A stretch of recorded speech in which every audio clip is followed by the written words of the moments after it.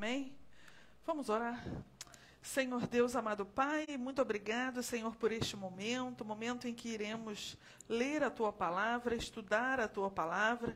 Sê conosco, Senhor, nos abençoa neste momento, Senhor, para que a gente entenda, Senhor, o que está sendo dito na Tua Palavra. Obrigado por tudo, em nome de Jesus, amém e amém.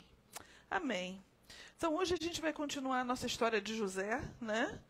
E estamos, assim, quase terminando, né, a história do José, e hoje vamos ao capítulo 46, né? Na aula retrasada, a gente viu, ou passada, nós vimos que o José, ele tinha se revelado aos seus irmãos, e agora, então, iria reunir a família toda. E é basicamente esse momento aqui. Vamos ler. Partiu, pois, Israel, e aí é o Jacó, né? Com tudo o que tinha, e veio a Beersheba, onde ofereceu sacrifícios ao Deus de seu pai, Isaque. Falou Deus a Israel em visões de noite, e disse, Jacó, Jacó, e respondeu, eis-me aqui. E aqui eu queria parar um pouquinho. Sei que a gente não leu quase nada, né? Mas na Bíblia existem algumas frases que são frases muito especiais. Uma delas é essa daqui, que a gente está vendo. Jacó, Jacó, e respondeu, eis-me aqui. Essa frase, ela é uma frase que já apareceu antes na história de Abraão. Abraão, e aí o Abraão vai dizer, eis-me aqui. Essa fala, Abraão, eis-me aqui, foi em Gênesis 22, quando ele ia pegar a faquinha para tacar no Isaque, né? Nesse momento, um anjo aparece e fala, não toca no menino, não faz nada com o menino. Aqui é a segunda vez que ela vai aparecer. E ela ainda vai aparecer. Moshe, Rinene, Moisés, eis-me aqui, e Samuel, eis-me aqui. Então essa frase, ela é uma frase que aparece, é uma estrutura que aparece 4 vezes, né? E nessas 4 vezes em que ela aparece, há uma mudança na vida da pessoa. Olha que interessante. Quando aconteceu com Abraão, a vida dele mudou. Por quê? Porque suspendeu a prova de fé, né, de matar a criança, né? Quando aparece para o Jacó, a gente vai ver aqui, é uma reafirmação da promessa. Olha, o teu filho não estava morto, agora vocês vão se reencontrar, né? Quando aparece para o Moisés, é na chamada dele. Depois dele ter passado por tudo que passou, Deus o convoca para libertar o seu povo do Egito, e a vida do Moisés muda totalmente, né? Porque de um fugitivo, porque era assim que ele estava se sentindo, um fugitivo, porque ele tinha matado o egípcio, né? Ele estava agora sendo comissionado por Deus para se tornar o quê? O libertador do povo de Israel. E com Samuel, né? Samuel foi o último juiz. Samuel foi aquele último juiz que vai instituir, a mando do Senhor, a monarquia de Israel. Então veja que a vida desses personagens, quando Deus os chama desta forma aqui, ela é totalmente modificada. Abre um novo capítulo, vamos dizer assim, na história do povo de Israel, né? E aí vamos voltar então. Falou o Senhor a Israel em visões de noite e disse, Jacó, Jacó, e respondeu, Jacó, eis-me aqui. E Deus disse, eu sou Deus, o Deus de teu pai. Não temas descer para o Egito, porque te farei ali uma grande nação. E descerei contigo para o Egito, e certamente farei tornar a subir. E José porá a sua mão sobre os seus olhos, ou seja, ele vai reencontrar o filho e posteriormente irá morrer, né? Mais uma observação que eu queria fazer aqui, nessa introdução ao capítulo 46, e falou Deus a Israel em visões de noite. Deus costuma aparecer muito em visões à noite ao povo de Israel ou a determinados personagens. Isso é tão interessante porque com Jacó isso acontece demais. Mas isso já aconteceu com Abraão. Lembram-se, acho que é capítulo 15, quando Abraão à noite também Deus se revela para ele, e passa ali uma labareda de fogo, não é? Deus também se revelou durante toda a peregrinação do Egito, na peregrinação pelo deserto, numa nuvem, né, de fogo, né, durante a noite. Não só isso. Se a gente for lembrar do episódio mais emblemático da Torá, que é aquele lugar nos pés do Monte Sinai, aonde um monte de coisas acontecem, a gente vai ver isso a partir do mês que vem. Se a gente for lá para, vejam só, Êxodo capítulo 19, olha que legal que vai dizer aqui. No terceiro mês, depois que os filhos de Israel haviam saído da terra do Egito, no mesmo dia chegaram ao deserto do Sinai. Tendo partido de Refidim, entraram no deserto do Sinai, onde acamparam. Israel, pois, acampou-se em frente do monte Sinai, né? E aí Deus vai falar, olha, então eu vou me manifestar e tudo mais. Aí vai ter um momento aqui em que Deus vai falar assim, ó.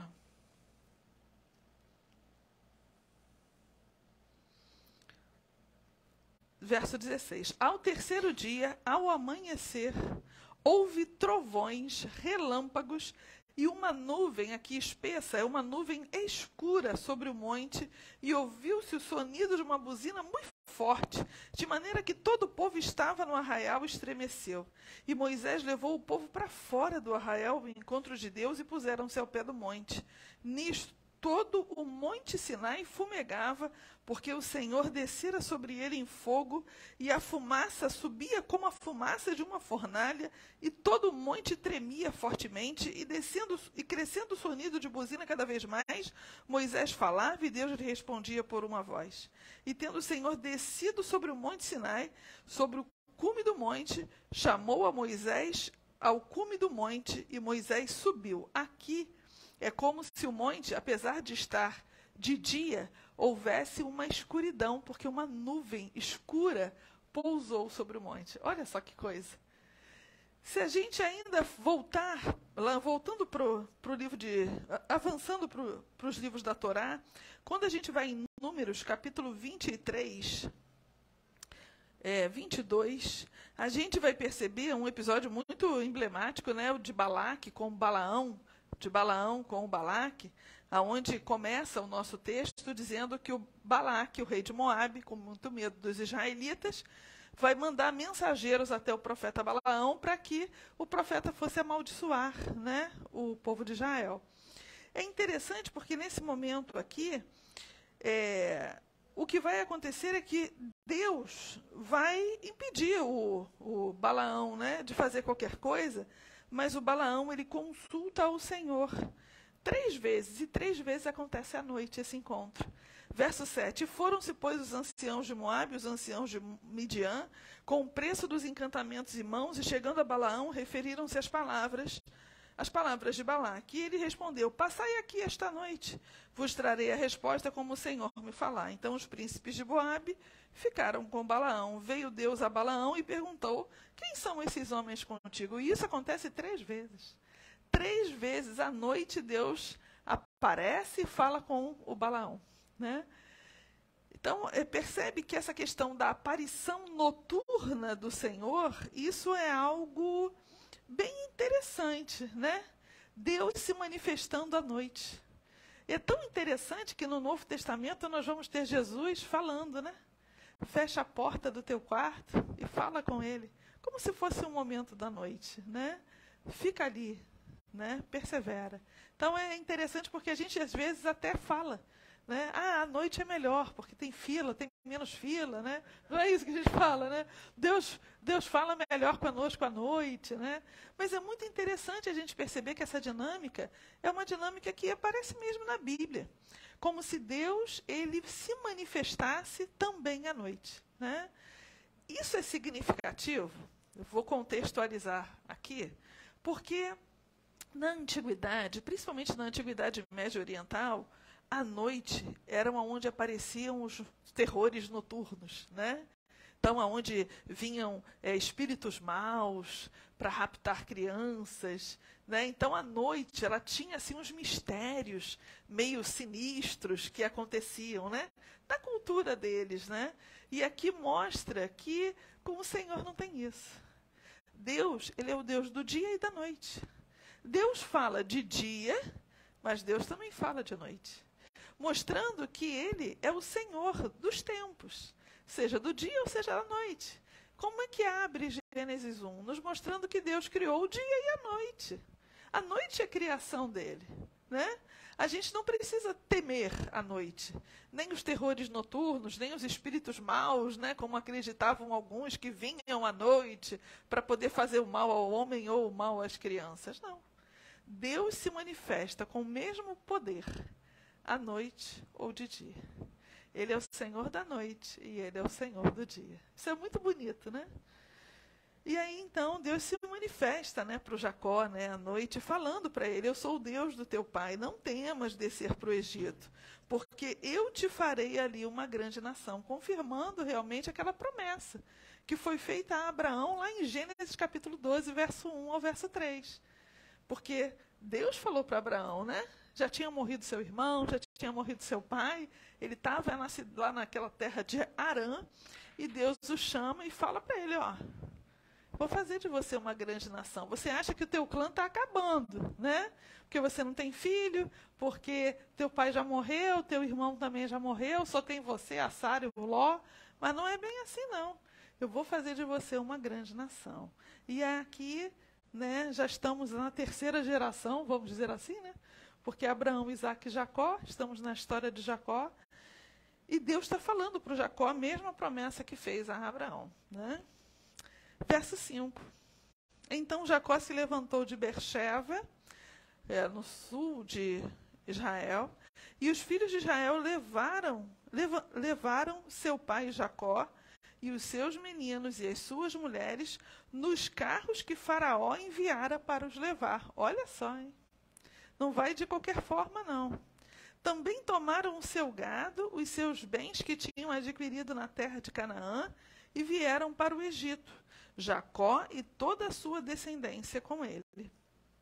Os seus filhos e os filhos dos seus filhos com ele, e suas filhas e as filhas dos seus filhos, e toda a sua descendência levou consigo para o Egito. São estes os nomes dos filhos de Israel que vieram para o Egito.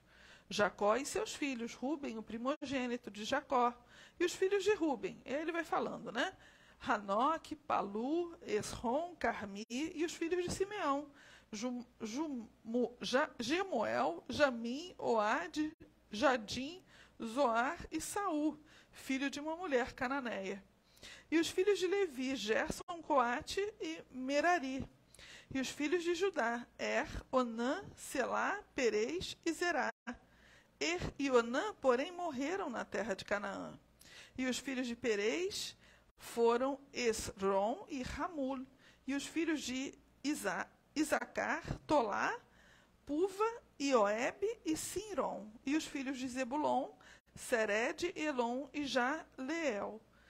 Estes são os filhos de Leia, que ela deu a Jacó em Padã Arã, além de Diná, sua filha. Todas as almas de seus filhos e de suas filhas eram 33. E os filhos de Gade, Zifion, Rugai, Hagi, Suni, Esbom, Eri, Arodi, Areli. E os filhos de Aser, Iná, Isvá, Isvi, Beriá, Será e a irmã deles. E Será a irmã deles. E os filhos de Beriá, Eber e Malquiel. Estes são os filhos de Zilpa, a qual Labão deu a sua filha Leia. E estes ela deu a Jacó, ao todo 16 almas. E os filhos de Raquel, mulher de Jacó, José e Benjamim. E nasceram a José na terra do Egito, Manassés e Efraim. E lhe deu a Sanete, filha de Potífera, sacerdote de On. E os filhos de Benjamim, Belá, Bequir, Isbel, Gera, Naamã, Ei, Ros, Mupim, Rupim e Arde. Esses são os filhos de Raquel, que nasceram a Jacó, todo 14 almas. E os filhos de Dan, Russim. E os filhos de Naphtali, Razaim, Gunim, Gezer e Silém. E os filhos de Bila, a qual Labão deu a sua filha Raquel, a estes deu ela a Jacó, ao todo 7 almas. Todas as almas que vieram com Jacó para o Egito, que saíram da sua coxa, foram as mulheres dos filhos de Jacó. Eram todas 76 almas. E os filhos de José, que nasceram no Egito, eram 2 almas. Todas as almas da casa de Jacó que vieram para o Egito eram 70 almas. É o número perfeito, né? Muito bem, Jacó e José se encontram, né? Ora, Jacó enviou Judá adiante de si a José, para o encaminhar a Gósen, e chegaram à terra de Gósen. Então José aprontou o seu carro e subiu ao encontro de Israel, seu pai, a Gósen. E, tendo-se-lhe apresentado, lançou-lhe-se ao pescoço e chorou sobre seu pescoço, um longo tempo. Imagina, né? Depois de tudo, né? O Jacó imaginava que o José estava morto, mas o José estava no Egito, né?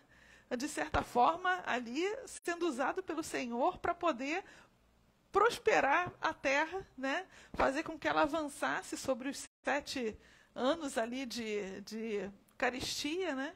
Até que agora chegou o momento dele se novamente juntar com a família, né? Israel disse a José: morra eu agora, já que tenho visto o teu rosto, pois que ainda vives. Depois disse José a seus irmãos e a casa de seu... Alô? Desculpa, gente.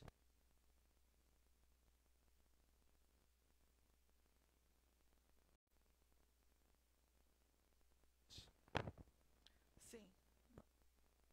Alô? Israel disse a José: morra agora eu, já que tenho visto o teu rosto, pois que ainda vives. Disse José a seus irmãos do seu pai: subirei eu e informarei a Faraó. E lhe disse: meus irmãos e a casa de meu pai, que estavam na terra de Canaã, vieram para mim.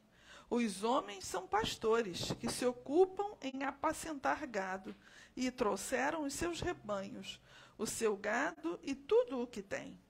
Quando, pois, Faraó vos chamar e vos apresentar, que ocupação é a vossa, respondereis: nós, teus servos, temos sido pastores de gado desde nossa mocidade até agora, tanto nós como nossos pais.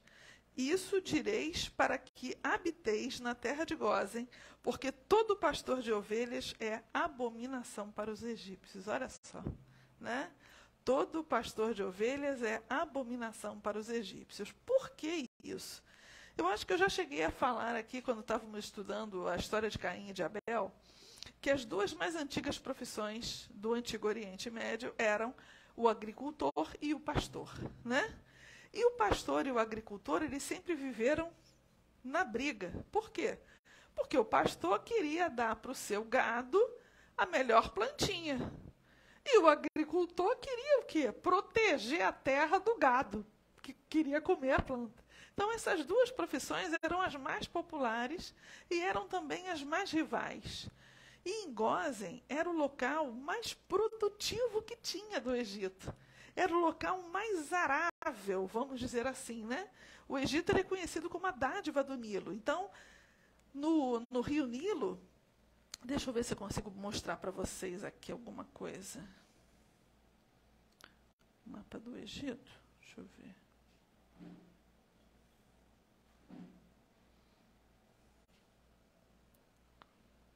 Ó, eu estou indo nas imagens, vamos lá.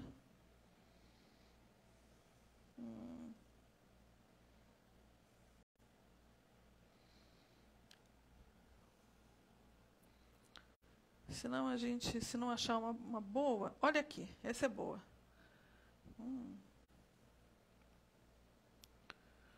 Ver se vai abrir. Tá ruim demais, né? Vocês verem ou não? Esse é o delta do Nilo. Aonde está escrito delta do Nilo é a terra de Gósen. Percebe que é verdinha? Porque é o local onde o rio Nilo está desaguando no mar. Então, ali é onde tem muita produção de lavoura. É claro que o Nilo ele sobe. Quando ele sobe, ele transborda e as margens todas do Nilo ficam aráveis. né? Então, ele é a dádiva do Nilo, porque no meio do deserto, vocês estão vendo, é amarelo, né? No meio do deserto, nós temos uma parte totalmente agriculturável, vamos dizer assim, né? E isso é tão interessante que até hoje é assim, gente. Quando a gente vê um filme do Egito, uma arqueologia, um documentário arqueológico, o último que eu vi foi Saqqara, era tão interessante porque os caras estavam dirigindo no deserto. Era pista, né? De carro. De um lado era desertão, no outro era verde, só de plantação. Olha só. É a dádiva do Nilo mesmo, né? Mas aqui, no delta do Nilo, onde o José vai morar com a sua família, era um local de muita agricultura. Então, era um lugar que não se queria pastor. Pastor vai morar no deserto. Vai morar no deserto, vai plantar cultura de subsistência. Não vem aqui querer atrapalhar a nossa importação, não é? De exportar, né? Os cereais. Isso é grana, é dinheiro. Movimenta a economia, né?